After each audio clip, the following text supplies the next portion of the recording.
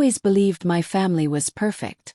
My mother and stepdad Mark had been together for over 10 years, and to me he was more of a father than my biological dad ever was. He stepped in when my real father walked out, and he never made me feel like I wasn't his own. I admired him. His patience, his kindness, the way he made my mother laugh even on her worst days. Growing up, I never doubted their love. Our home was filled with warmth, with traditions, with memories that felt unbreakable. Family dinners where we talked about our day. Vacations where Mark always carried my bags even when I insisted I could do it myself. Lazy Sundays where we watched movies together. He was attentive to my mom, always bringing her little surprises. Her favorite coffee, a book she'd been eyeing, a handwritten note left on the kitchen counter. It was the kind of love I dreamed of finding for myself someday. But recently things felt different. My mother had been distant, exhausted in a way that went beyond work stress. She spent more time alone, lost in her thoughts, sometimes barely reacting when Mark tried to make her laugh. I thought maybe she was going through something personal, something she didn't want to share just yet. I didn't pry. Then there was Mark. He was still himself, still kind, still present, but there were moments where he seemed distracted. He would check his phone more often, and once, when I walked past him in the living room, he turned the screen away so quickly it almost seemed guilty. I brushed it off. He had never given me a reason to doubt him before. Until one night. I came home earlier than expected from a friend's place. The house was quiet, dimly lit, but something felt off. I was about to head upstairs when I heard a sound from the guest room. A soft laugh, followed by a hushed voice. My stomach tightened. My mother wasn't home. She had mentioned staying late for a meeting. I moved closer, my heart pounding. The door was slightly open, just enough for me to see inside without being seen. And that's when I saw him, Mark. But he wasn't alone. There was a woman with him, her back to me, her arms draped around his neck. I felt the air leave my lungs. My stepdad, the man I had admired my entire life, was holding someone else, whispering something into her ear. His hands resting on her waist in a way that made my stomach twist. I stepped back, my hands shaking. My mind was screaming at me to do something, to burst in, to yell, to call my mother. But I couldn't move. I felt paralyzed, betrayed, like my world had just cracked open. I turned and walked away, barely aware of my own steps, the sound of their laughter still echoing in my ears. I locked myself in my room, my heart still racing. My hands felt cold, my stomach churned, and I couldn't get the image out of my head. Mark, with another woman, laughing, holding her the way he was supposed to hold my mother. I wanted to believe I had imagined it, that there was some logical explanation, but deep down I knew what I saw. There was no mistaking it. The way he touched her, the way he leaned in so close, it wasn't innocent. It wasn't a misunderstanding. He was cheating. The weight of the secret settled on my chest, heavy and suffocating. My mother had no idea. She trusted him completely. How could he do this? After everything. After all the years he had spent building a family with us, after stepping into the role of a father when my real dad abandoned us. How could he throw it all away like this? Part of me wanted to grab my phone and tell my mom everything. She deserved to know. She deserved better. But another part of me hesitated. What if this was the first time? What if it was just a mistake, a terrible lapse in judgment? What if telling her shattered our family beyond repair? I hated myself for even considering staying silent, but I couldn't act impulsively. Not yet. I needed answers. Hours passed before I finally gathered the courage to confront him. I waited until my mom was asleep, then found him in the kitchen, casually scrolling through his phone like he hadn't just ripped our family apart. I swallowed hard and forced my voice to stay steady. I know what you did. His fingers froze over the screen. He looked up, his expression unreadable at first. Then something strange happened. He didn't deny it. He didn't panic. He just sighed. Like he had been waiting for this. I expected excuses, lies, panic. Instead, he just stared at me for a long moment before setting his phone down. I was hoping you wouldn't find out like this. His calmness sent a fresh wave of anger through me. You don't even seem surprised. He rubbed his face, looking more tired than guilty. Because I'm not. My hands clenched into fists. So what? You just don't care. You're not even going to try to explain yourself. He exhaled sharply, his shoulders slumping. It's complicated, Sarah. Complicated. I nearly laughed. You cheated on my mom. There's nothing complicated about that. He looked at me then, something unreadable in his eyes.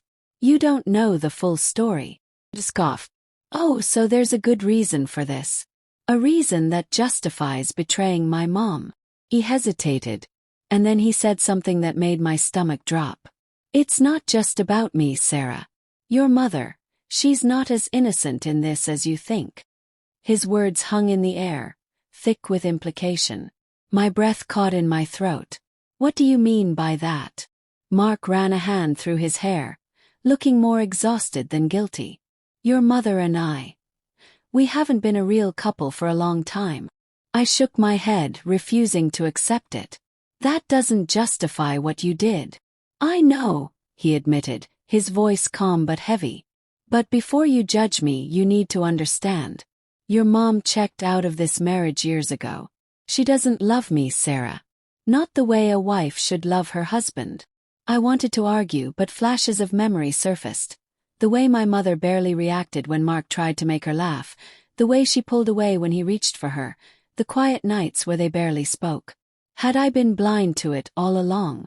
Mark sighed. I stayed because of you. I knew leaving would break this family apart, and I couldn't do that to you. So I put up with it. Distance. The loneliness. The feeling that I was just a presence in this house, not a husband. I crossed my arms, my mind at war with itself. That still doesn't excuse what you did. He nodded. I'm not asking for forgiveness. I know what I did was wrong. But I need you to see the whole picture before you decide what to do with this. I stared at him, anger and confusion battling inside me. Does Mom know? His hesitation was enough of an answer. I don't think she'd care if she did, he admitted quietly. She hasn't loved me for a long time, Sarah. And I think she's just been waiting for the right time to say it out loud. I swallowed hard, realizing I wasn't just dealing with Mark's betrayal. I was uncovering something much deeper, something I wasn't sure I was ready to face. My mother had always seemed distant lately, but was it really just stress? Or had she already emotionally moved on? A terrible thought crept in. Is she seeing someone else? Mark's expression was unreadable. I don't know. But if she was, would you be just as angry with her as you are with me? I opened my mouth, but no words came. I didn't know. I had always seen my mother as the victim, the loyal wife, the one who deserved better. But what if the truth was more complicated? Mark leaned forward. I'll tell her if that's what you want. But before you decide, think about what that will do. Not just to her. To you. To this family. Felt sick. My anger wasn't as clear anymore. It was tangled with doubt, confusion, and a sinking realization that maybe my family had been broken long before I caught him in that room. I needed time. Time to decide whether exposing the truth would fix anything, or just destroy whatever was left. I barely slept that night. My mind kept replaying everything. Mark's words, my mother's distant behavior, the image of him with another woman. Nothing felt real anymore. The perfect family I believed in was gone, replaced by something messy, something complicated. By morning, I knew I couldn't keep this to myself. But I also couldn't just destroy everything without knowing the full truth. I needed to talk to my mother. At breakfast, I watched her carefully. She looked tired, distracted, stirring her coffee without drinking it.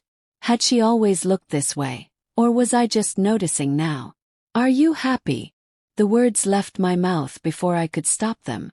She blinked, caught off guard. What? I hesitated, but there was no turning back. With Mark. Are you happy? She set her spoon down, studying me. For a long time she didn't answer. Then finally she sighed. Why are you asking me that? I swallowed hard. Because I don't think he is. Her expression didn't change. No shock, no denial. Just a slow nod, as if she already knew. I figured. A lump formed in my throat. And you?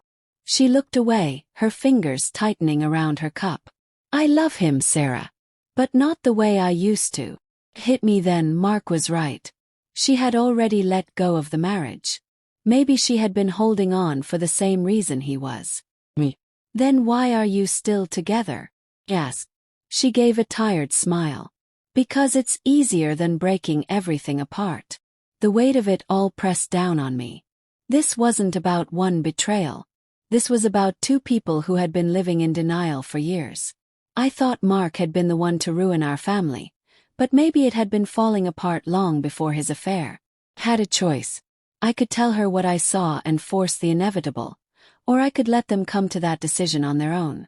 For the first time, I wasn't sure if telling the truth would fix anything. So instead I said, "You should talk to him." Her eyes met mine and I saw understanding in them. "I will." That night they spoke behind closed doors. I didn't hear the words, only the soft murmur of voices, the occasional pause, the deep, tired sighs. By morning Mark was gone. My mother didn't cry. She just sat at the table, staring at her coffee, the same way she had the day before. But something was different. She wasn't just going through the motions anymore. She looked relieved.